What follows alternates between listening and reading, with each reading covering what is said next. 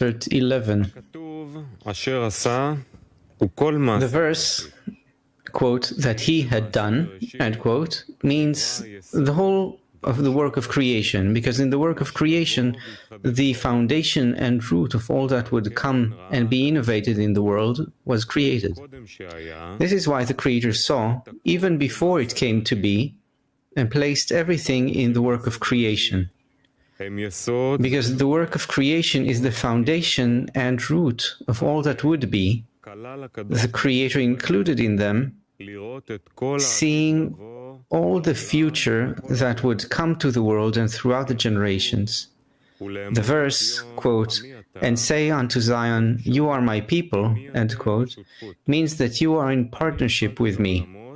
I began the worlds, and you finish them. Since the Creator established the whole of reality in a way that people could complete the correction, and since the end of correction was left for people, they are partners in creation. This is why there are two discernments in heaven and earth. One, that which the emanator has already corrected. This is called the work of creation. Two, the new heaven and earth, which are to appear after the end of correction, as it is written, quote, the new heaven and the new earth that I make, end quote.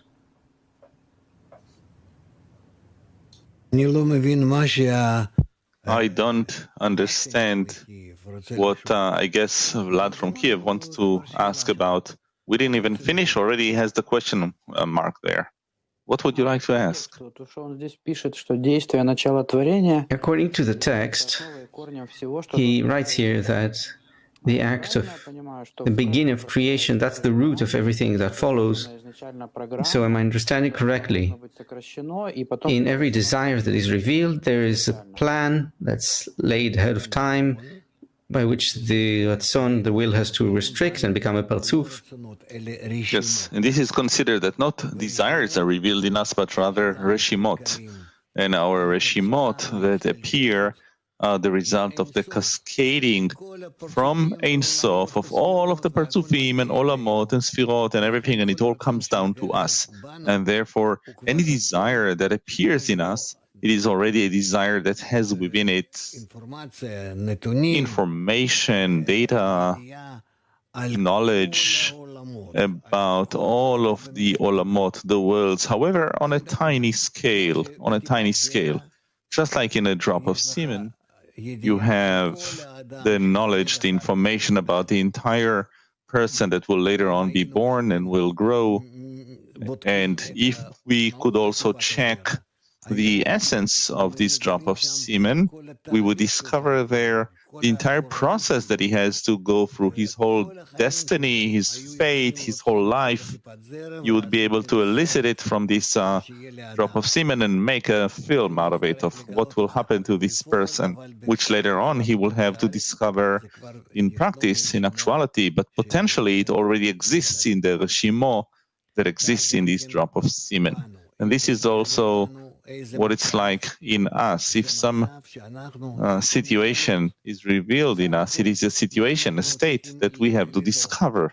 All in all, what we have to care for, that we will have a 10, and to draw the reforming light. And then it influences the 10, and it builds in us a soul, neshama, a system in which we discover our spiritual state. And this is how we advance. So everything exists, the reshimot exists, the light that we draw influences the reshimot, and then we, by ourselves, seemingly discover this film. And we live it. The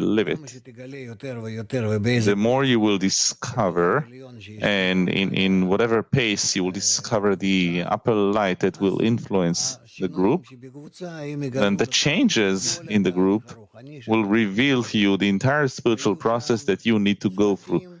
And you will have there such films. I mean, you will see what it will be like. Так, а все-таки что является первичным? Вот этот фильм духовный, который мы будем смотреть в десятке, либо как бы все остальные формы? Nevertheless, in that spiritual film that we're going to watch in the 10, is that the first thing? Rav, all the forms already exist in the Reshimo that comes to our world from Ein Sof, through all of the worlds, through all of the states. It has all the information in it about what we need to realize from below upwards in return to on the way to Ein Sof.